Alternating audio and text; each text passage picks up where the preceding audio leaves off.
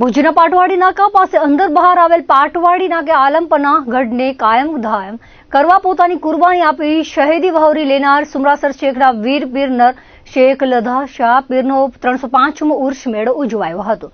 દરગાહોની ગુસલ વિધિ, કુરાન ખાની, મિલાદ શરીફ તેમજ ચાદર પોશી કરવામાં આવી હતી। મુજાવર પરિવારના સભ્યો સહિતના આગેવાનો, કાર્યકરો હાજર રહ્યા હતા।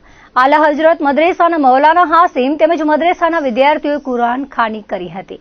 પીર શેખ લધા શાહ મસ્જિદ મૌલાના સદામ નવાજીએ દુઆએ ખેર કરી હતી। શ્રાવણ સુદ આઠમના દિવસની મોટી રુદ્રાણી જાગીરથી પવિત્ર પત્રવિધિ સંપન્ન કરીને રાજ પરિવારના કુંવર ઇન્દ્રજીતસિંહ જાડેજા, તેરા ઠાકોર મયુરધ્વજસિંહ જાડેજા તેમજ અન્ય રાજ પરિવારના સભ્યો, મોટી પોસાડ જાગીરના મહંત સહિતનાઓએ મેળા પ્રસંગે હિન્દુ મુસ્લિમ પ્રજાજનોની ઉપસ્થિતિમાં ચાદર, ફૂલહાર, નાળિયેર અંતર વગેરે લઈ શરણાઈઓ તેમજ ઢોલના નાદ સાથે પહોંચ્યા હતા અને પીરની દરગાહ મુબારક ઉપર ચાદર, ફૂલહાર, નાળિયેર અંતર વગેરે ચડાવી હતી। વિધિઓ પૂર્ણ થતા મુજાવર પરિવારના શેખ સુમરાસરના જમાતીઓ, હિન્દુ મુસ્લિમ આગેવાનો તેમજ પ્રજાજનોની હાજરીમાં રાજપરિવારે પીરની શહાદત યાદ કરી શ્રદ્ધાંજલિ આપી હતી। તેમજ સૌએ કચ્છ અને કચ્છીઓ માટે ભાઈચારો, એકતા, સુખ, સમૃદ્ધિ, રાષ્ટ્રવાદ, સારા વરસાદની દુઆ માંગી હતી। સહકાર યુવક મંડળ દ્વારા સૌ સાથે મળી કુંવર ઇન્દ્રજીતસિંહ જાડેજા, મુજાવર અનવર ખાન શેખને શિલ્ડ પ્રમાણપત્ર સાથે શાલ, ફૂલહાર પહેરાવી વિશેષ સન્માન કરાયું હતું। મુજાવર અઝીઝ ખાન શેખનું પધારેલ રાજ પરિવાર તેમજ મહેમાનો દ્વારા સન્માન કરાયું હતું। 305 વર્ષની જે પરંપરા છે, જે દેશજી બાવાથી જે આવે છે ત્યારથી કે આથી પૂજા વિધિ થઈ જાય રુદ્રાણી, પછી મા આશાપુરાના દર્શન કરીને લધાશા પીર ઉપર ચાદર ચડાવવા આવે છે। તે આજે આ પરંપરા આજની તારીખમાં ચાલુ છે। રાજાશાહી હતી ત્યારે પણ આ પરંપરા હતી અને લોકશાહીમાં પણ આ પરંપરા અમે નિભાવી રહ્યા છીએ અને આનું શ્રેય કચ્છના અંતિમ મહારાવ શ્રી પ્રાગમલજી ત્રીજાને જાય છે અને હાલમાં પણ કચ્છના મહારાણી પ્રીતિદેવી પણ એ કચ્છના લોકો માટે હંમેશા મા પાસે અને દાદા પાસે પ્રાર્થના કરતા આવે છે। લધાશા પીરે એ ખાલી કચ્છ માટે નહીં પણ કચ્છના દરેક લોકોના 18 વર્ણના હિત માટે એમને પોતાનું બલિદાન આપ્યું અને આ કચ્છ માટે અનેરો કહી શકાય એવો આ દિવસ છે અને ખાસ કરીને જે એમને બલિદાન આપ્યું છે લધાશા એ આપણે એડે ન જાય એ જોવાનું છે અને એમની એ જ હતી એ ખાલી મુસ્લિમ લોકો માટે નહીં પણ 18 વર્ણના લોકો માટે, હિન્દુ મુસ્લિમ માટે એમને જે દુઆ કરી અને પોતાની કુરબાની આપી છે એ કુરબાની એડે ન જાય એ આપણે જોવાનું છે।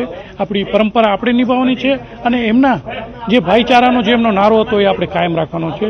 ભુજ શહેર મધ્યે જે ઐતિહાસિક દરગાહ પીર લધા શાહ વલીની 305મો ઉર્ષ જે ઉજવવામાં આવ્યો, જે વર્ષોથી જે છેલ્લા આપને ખ્યાલ હશે તો આનો ઇતિહાસ અનવરભાઈએ આપને લગભગ બધું જણાવ્યું છે અને જે હિન્દુ મુસ્લિમ એકતા અને આજથી નહીં પર છેલ્લા 305 વર્ષ પહેલાં પણ આપણે અહીંયા કચ્છની અંદર જોવા મળી છે। જે એક પીર ઓલિયા પોતાનો સર અહીંયા કલમ કરીને અહીંયાના જે કચ્છને રાજ પરિવાર માટે અને કચ્છ માટે એક બલિદાન આપ્યો છે, તો એની એક આ જીતી જાગતી જગ્યા છે અને આ વલીની દરગાહની અંદર અત્યારે જે પણ રાજ પરિવારના લોકો, ક્ષત્રિય સમાજના લોકો અહીંયા દર વર્ષે ચાદર ચડાવે છે શ્રાવણ માસની અંદર અને આ જે દરગાહનો ઉર્ષ છે બહુ ધૂમધામથી અને મિલાદથી અને ન્યાઝથી અહીંયા દર વર્ષે ઉજવવામાં આવે છે। એની અંદર ખાસ કરીને જે અહીંયાના અત્યારે હાલના મુજાવર છેલ્લા ઘણા સમયથી અનવરભાઈ શેખ છે એમના નેજા હેઠળ આખું આયોજન કરવામાં આવે છે અને કચ્છના તમામ રાજ પરિવારના અને તેમજ આગેવાનો, ધારાસભ્યશ્રીઓ તેમજ જે તે વિસ્તારના આગેવાનો અહીંયા શિરકત કરે છે કાર્યક્રમની અંદર અને અહીંયાનો જે દરગાહનો જે ફેઝ છે એ હંમેશા લેતા રહે છે। આ ચાદરપોશી પીર સાહેબનું ઋણ અદા કરવા માટે કરવામાં આવે છે। 305 વર્ષ પહેલાંથી આ આપણે ઊભા છીએ એ ગઢમાં પીર સાહેબે અનિવાર્ય હોવા છતાં પણ પોતાનું માથું દઈ કરીને આલમપના ગઢને કાયમ કર્યો, જે અશક્ય હતો। ત્યારથી કચ્છનો રાજ પરિવાર, કચ્છનો ક્ષત્રિય સમાજ, કચ્છના તમામ અમલદારો, કચ્છના તમામ ધર્મના ધર્મગુરુઓ, હિન્દુ મુસલમાનો બધે ભેગા થઈ કરીને પીર સાહેબનો ઈ કુરબાનીને યાદ કરીને અહીંયા આવે છે। દર વર્ષે ચાદરપોશી કરે છે, ઘણા વર્ષોથી કરતા આવે છે। લાંબા ગાળાના સમય દરમિયાન થોડોક સમય એવો આવ્યો કે જ્યારે રાજાશાહી અને પ્રજાશાહીમાં તફાવત થયો ત્યારે એ વસ્તુ ધીમી પડી ગઈ હતી, પરંતુ ફરીથી અહીંયાના રાજા પ્રાગમલજી બાવા સાહેબને એ વસ્તુનો સંકેત થયો કે તમે આ વસ્તુને પાછો ઉજાગર કરો।